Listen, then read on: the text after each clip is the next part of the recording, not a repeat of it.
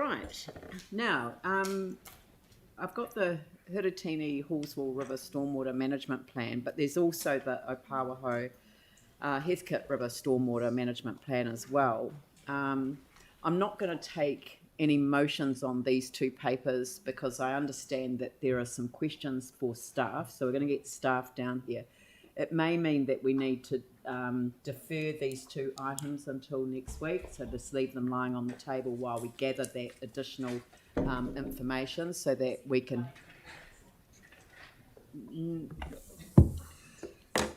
Potentially we could send them to...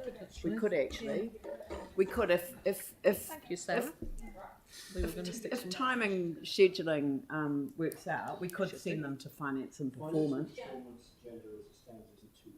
Right, okay, so that...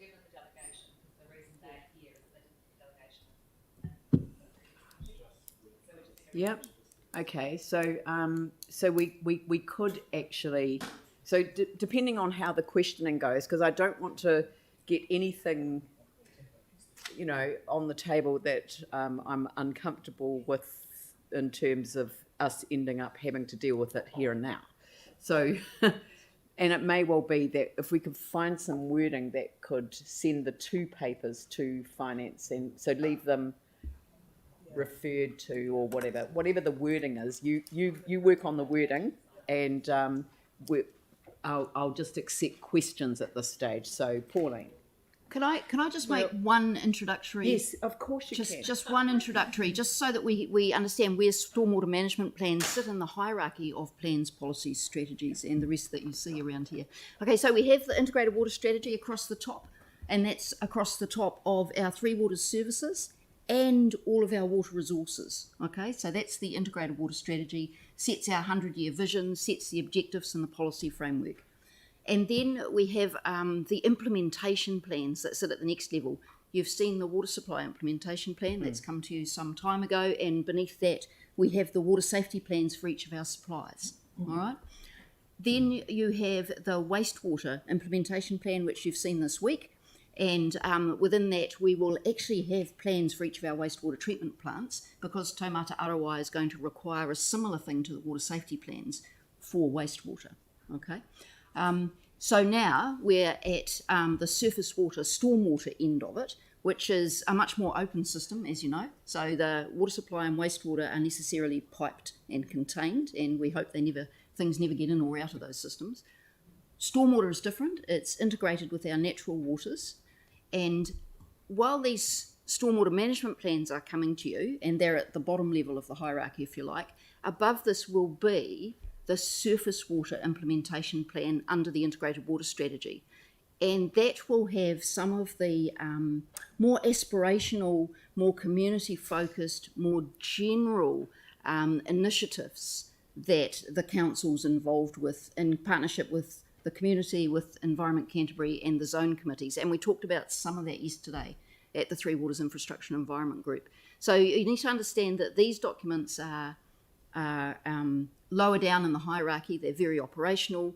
They're very focused on consent compliance. All right. So they're not everything that we do in the stormwater space. Okay, there is more that we do. No, but I think you'll hear from the questions that because the two options were set out in the paper, that's where the questions are going to focus. Certainly, but I just think it's helpful to understand what these are proposing to do and what they're not including. Yeah, good. Pauline. Yeah, thanks, Helen. But Leanne's right, because the two options are there, and option A states it's kind of preferred but more aspirational and a much higher cost. There's no costs in here, and just looking at the responses from the submitters, that is the comments that came back from them, that they would like us to accelerate our programs and also be more aspirational in our targets. And so my question is too, that how much of the work that the Community Waterways Partnership can do would feed into this, if any? That is a part of the whole. In terms of reaching those more aspirational targets, though, it would require the Community Waterways Partnership and further work on the infrastructure that we build in these catchments. You So, can- so you couldn't just expand the community waterways partnership and think that you're going to get all of the aspirational work. Yes, it's a There's a lot more combination. capital works that would be required as well. Yeah, and so, I mean, I guess for us to, or for me to think about making a decision on whether to support option A or B, I would need to see some associated costs and perhaps even some sort of a, if there was additional funding put into this, what would the benefit be? So we can give you that detail, but at a high level, I can tell you that it would have to be more than is in the current long-term plan. That's what I'm getting at, exactly. It would have to be more than is in the current long-term plan. So, I mean, I think it would be good to see that information before we make a decision on this, and I think the two local councillors here are also in agreement on that. So, I respect the aspiration, but I also would say, and this will need to come back with the advice, is the ability for us to actually deliver it. So there's ability to deliver, and there's But us also promising it and then not doing it. so for us there's a timeliness thing here because these are required for compliance with our consent. We need to get them to Environment Canterbury this month. So, which is why it would go to finance and performance next week. So, you know, we would have it. Although if you want to make any changes that require then annual plan changes or long-term plan changes to deliver on them, because if once we give them to Environment Canterbury, we need to deliver on them. Yeah. So, So, you're locking in. I am concerned. Because we wouldn't get it through the annual plan in time for Friday. No. There's But no way we what I'm, I guess the question is that, do we need then simply to confirm these as they are, and then to ask for any sort of additional work to be factored into the annual plan process? You certainly could do that. Yes. Yeah, that's, but I mean, the fact that's that, one. the one fact option. that we'd, I mean, if we treat these as the compliance documents that they are, Yes, and and we can do more. Yes. and we can do more, then we're not going to be upsetting anyone if we do more. That's correct. No, but we don't. I think that it does sound like we might just get into the debate today and move on. But let's just play it by ear first. I've got Anne and I've got Yanni and then Tim. So it would be good to understand why it would be great to understand why option A, you have, I mean, obviously that's the one that everybody wants and that's really the best option. But can we just clarify the reasons why you're not recommending option A would be useful? I know you've talked about funding, you've talked about deliverability. Are there any other reasons why? They're pretty strong reasons. Yeah, I know. If you But can't that's fund it. it and you That can't sums it up. deliver it, you've just promised and then As Helen failed. mentioned, the stormwater management plans are consent driven. They do give us the option to develop targets. They give us the option to develop more targets than we have developed. And we thought about those, and staff believe they canvassed most of the possibilities that are available and thought about them. We judged that while some could be implemented now, and mostly we have done that, some will require a great deal more work and time and consultation and input from groups outside the council, and some might even require changes of the law. Staff didn't want to lock in an inadequate plan that the council might be unable to implement. Right. And that's the reason why the SMPs have been developed looking the way they are, because they're plans that we know that we can deliver on. Okay.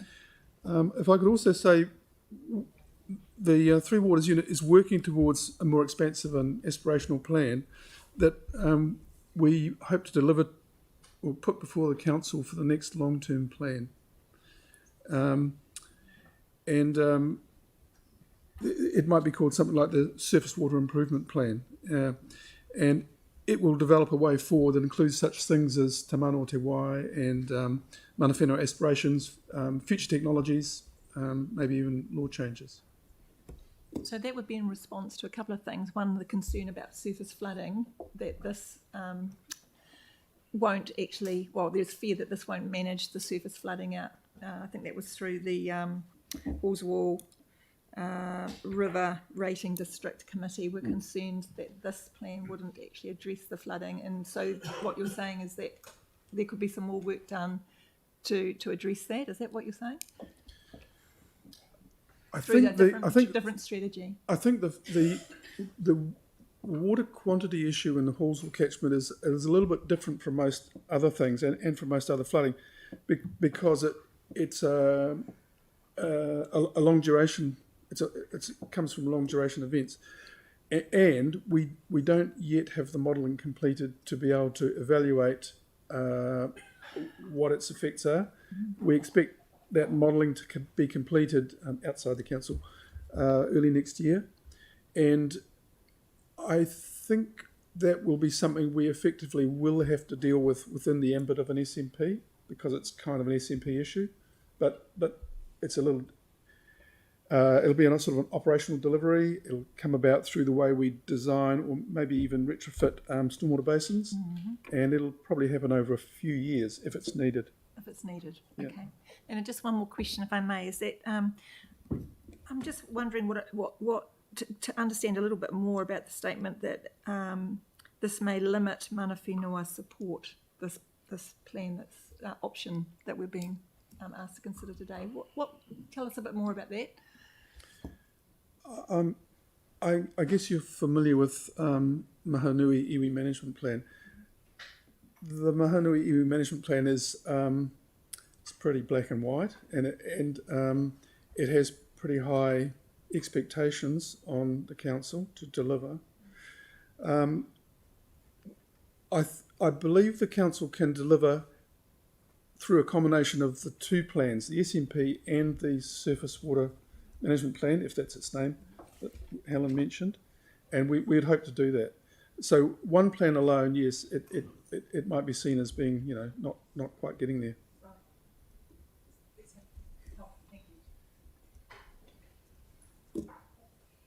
Sorry. Who was next? Yanni.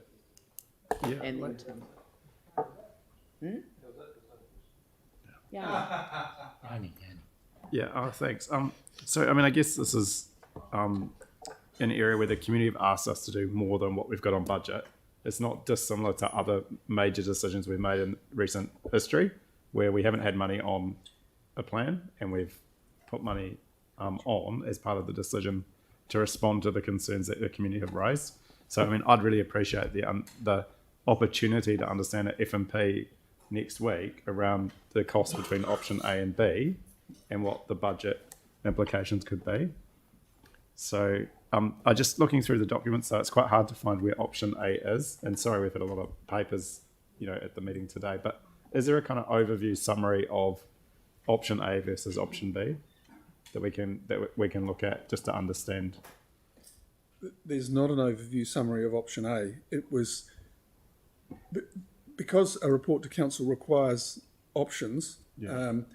The writer of the report, me, described the two options that exist.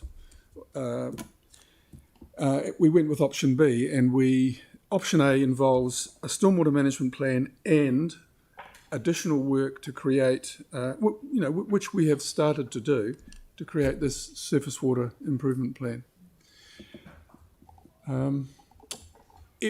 Because of the uncertainties, because of the long timescale involved in developing an option A type plan, a sort of a surface water strategy, and because of the uncertainties involved, it'd be very difficult to cost. It'd be extremely difficult to cost. So I guess the question really is, if some of us wish to respond positively with a can-do attitude to the community feedback around improving our water quality and doing more sooner, what's the best way to do that? Putting the budget issue to one side, which this council has shown in the past recently that budget's not an issue. If we want to do something, we can do it. We've done that outside of an annual plan or an LTP process. Well, there's more than one answer. Budget isn't everything. The gains that we will make, the city will make in water quality over time, and it might be generations. It will certainly be generations. will come when we realise that we need to reduce the sources, the urban contaminants at source. When we use cleaner building materials, when technology becomes available internationally, probably to remove the zinc from tyres, that type of thing.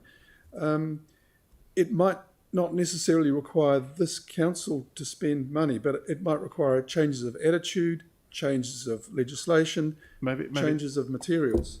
sorry, just to be really clear, like maybe under 4.2, I guess what I'm interested in, it says, however, option A involving committed the council A unfunded actions.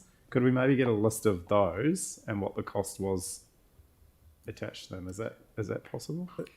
We can do some of that. Yeah. Okay. Cool. Isn't it fair to say, though, Helen? However, There are three parts to that. It's not just in fact, if anything, put the money to one side at the moment.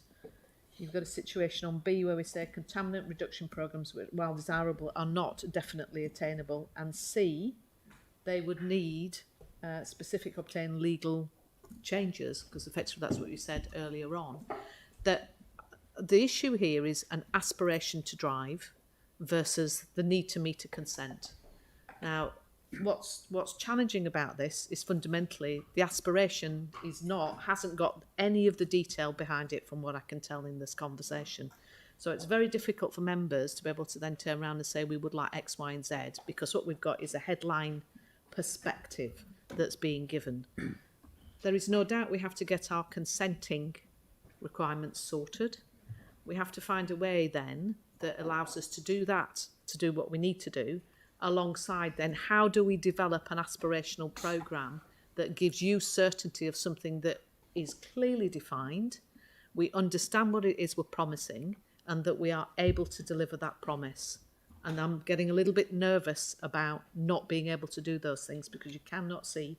And at F&P next week, you're not going to have answers to those questions in the way that you would need them, I think, from what I'm listening and what I'm hearing. I mean, we got answers around a $500 million project within a few days. so I think it's helpful to understand that that confirming these documents today doesn't stop us doing more. Exactly. We can always do more, and we are in the process of developing that surface water improvement work. So the surface water improvement work, the surface water implementation plan under the integrated water strategy is being developed and will come to you, and that will have more work in it than these documents. If it's helpful, Leanne, I'm happy to move this. I appreciate. Okay. Well, So it's been moved and seconded, but do you have any additional questions? well, I mean, what's the option for 4.2 then if we want to commit to those unfunded actions? Call for information to come back as part of the annual plan for anything that could be implemented in option A. So because what we just heard. Would you like to have an additional recommendation, which is request staff to provide additional advice to support consideration during the annual plan? For option A. Or LTP. On any components within option A. So it might be helpful additional advice on further work that could be done to improve water quality. Further work that can be done to surface water quality. Surface water. For consideration during the annual plan. So So can I just ask the risk around if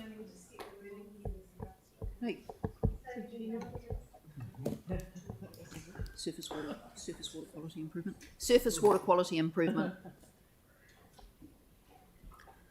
Physical feasibility and technical investigations and other consent.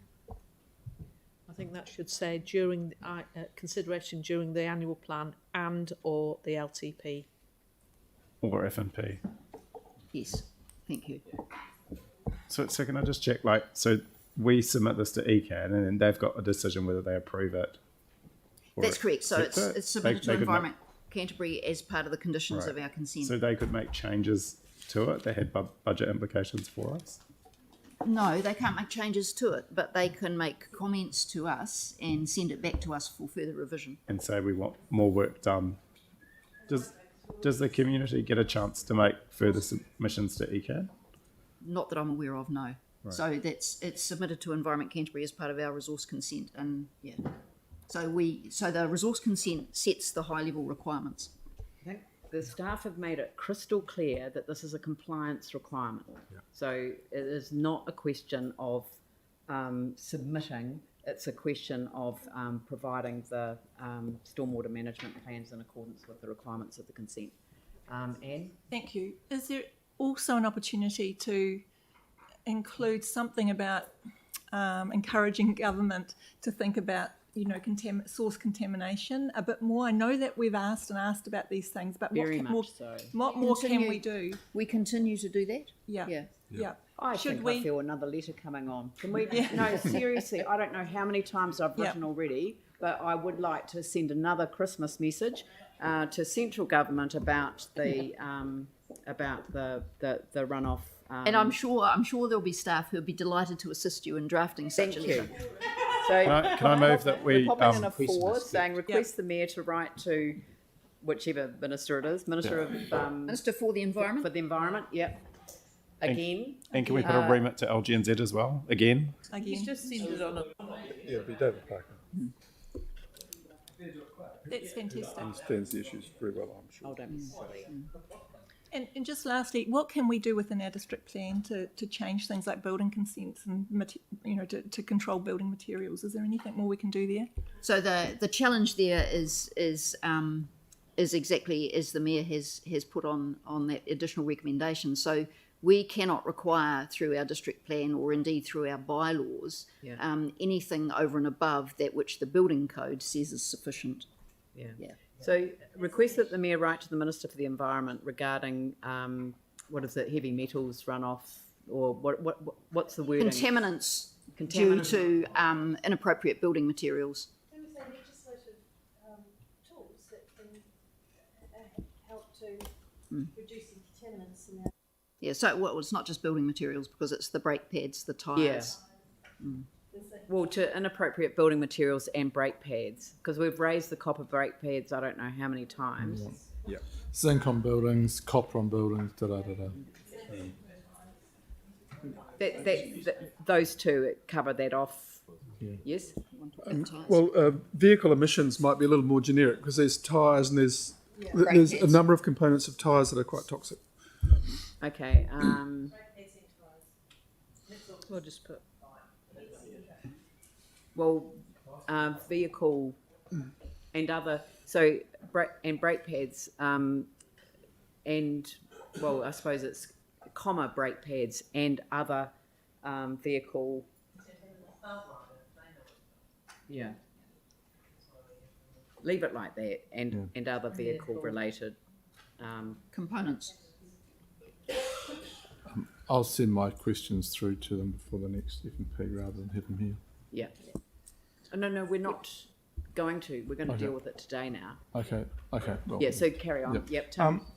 with regards to the risk or the ongoing with infilling and what the perceived or estimated risk could be to our infrastructure effects on stormwater and the quality of the water in the rivers, I think that we have some idea of that or some estimate of that. Are you talking about fill below the water table or Infill housing. So we've talked about sediment, etc., and through the building process. But once the building process is over, you know, we've got ongoing problems, and we have to manage those. So I guess it's how we do that, and if there is a mechanism for us to go back to government and say this is one of the issues, and this is what central government could assist us with through legislation. And as I mentioned, you know, like to require if you've zinc on buildings or copper or whatever, to put those filters on the downpipes so it's getting filtered before it actually gets into the stormwater system and is our problem. okay, a couple of things in there. I think there are two issues with infill housing. One is the quantity issue. You know, as there are more roofs and more paved areas, there's more runoff, and it'll come up. It's coming to a point in a number of our suburbs that the stormwater network is coming to the limit of its capacity. So that may be something that could be dealt with through the district plan. Contaminants, yes. In as much as we're putting more roof area into the city that has the potential to discharge contaminants from certain types of building materials, yes, that's perhaps something that we could discuss with the government. And impervious surfaces. Yeah. That could be in the building code as well. Well, because these things aren't, so the only way we could get around them is actually putting filters on downpipes, but no one's required to do that. So I guess ask the government some kind of limits with regards to the quality of the product being used, but also requirements with regards to protecting our stormwater. Yeah, so filters on downpipes was one of the issues that was alluded to in the discussion about option A. First, well, there's the technology is available, but it's not widely used. There's a question of acceptability, and there's a question of our ability, or the council's ability and wish to require people to use these things. I think those are things the council want to think about and consult on. Staff wouldn't be brave enough to be putting them straight into the district plan without public consultation. Any other questions? Phil? Thanks, Helen. Doesn't all our stormwater, say, off the roof or anything like that, in an ideal world, end up going through a first flush basin? And that's why we're building these things for 12 mil at Waitaki Street and one at down by Kerr's Reach to intercept those old drains that are going into the river to clean them up. So in greenfields areas they do. In areas adjacent to greenfields where we've been able to partner with developers and retrofit treatment, they do. In the older parts of the city, they certainly do not. Mm-hmm. And there's no room either. But the likes of down at Waitaki Basin, that's intercepting a stormwater from all of... That's correct. So that's a good example of where we are, and Wigram, of course, is another good example where we've been able to retrofit stormwater treatment. Right, because what I'm getting at, guys, is that if we start worrying all about inappropriate building materials and all that, we'll be living in a mud hut and going around with a horse and cart and getting nothing. You know, we'll go back to the Middle Ages. We've got to be a wee bit. It is about, yeah. So it is about having a balance of controlling at source and providing area-wide infrastructure, and there is a balance to be had there. Yeah, yes. Thank you. All right. So, Yanni. In the LTP, my understanding was in terms of our water quality, we needed about another 20 million to make sure that it was improving, not degrading. So in terms of that sort of, this sort of consenting process, is there any relationship to that shortfall in funding and the stormwater discharge consent plan that we're being asked to approve? So that does go to the fact that we would have to address this in the LTP to move from holding or not degrading as fast to improving water quality. So that's a very large question.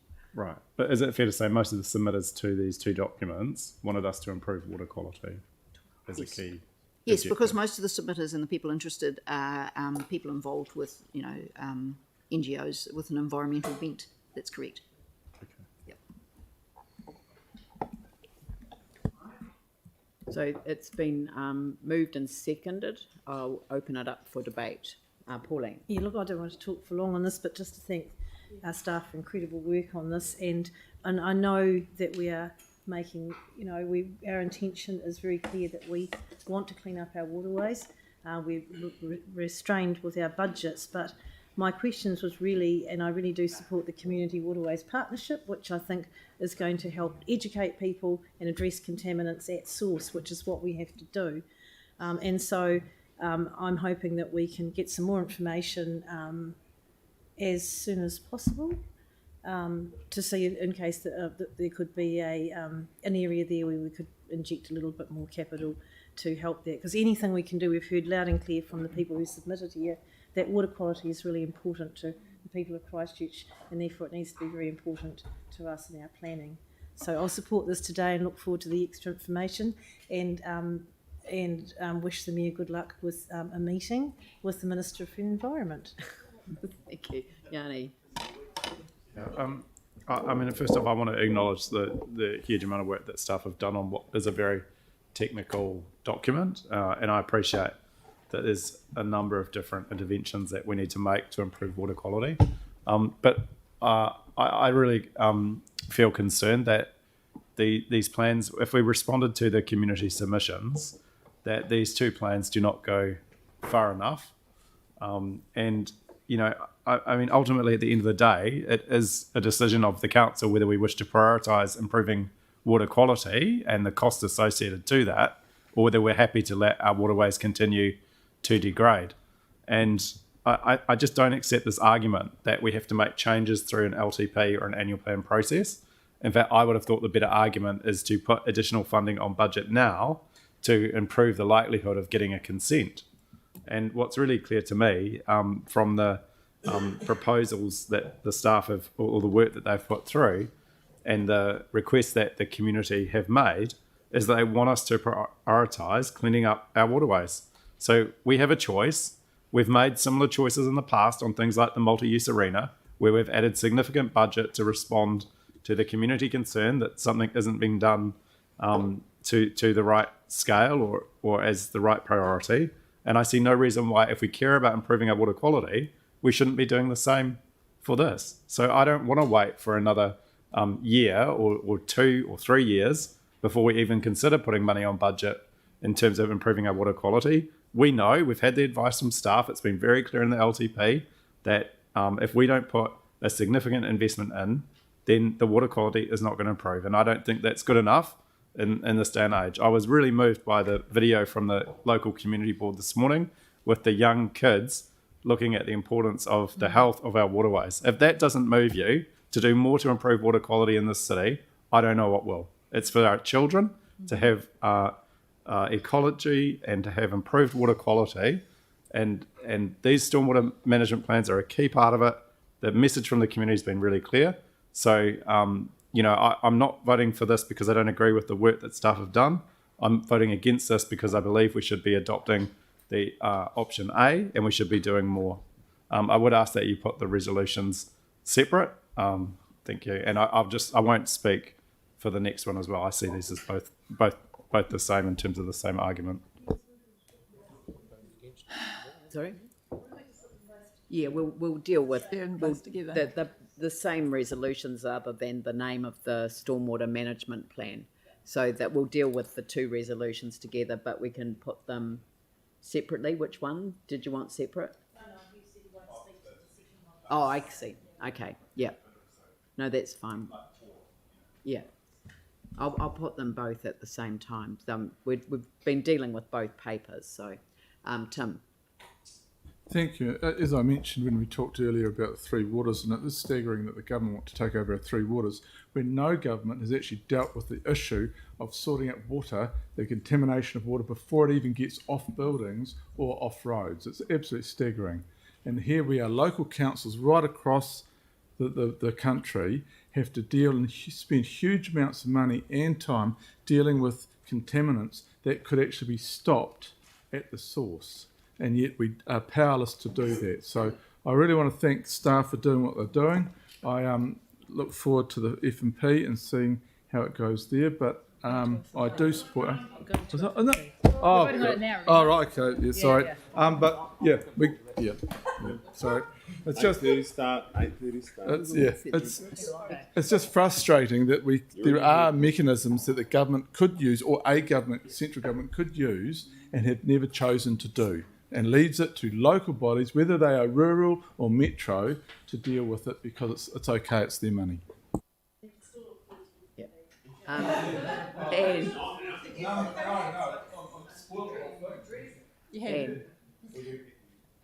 So I also wanted to just refer back to the video we saw this morning, and that little fella that said, we searched for bugs, but there weren't many. And I think that sums it up, really. And I think it also, that little video, as Yanni said, really illustrates the passion that our community have for their waterways. And I know that staff and us and mana whenua and ECAN, we all share the same concerns and the same aspirations.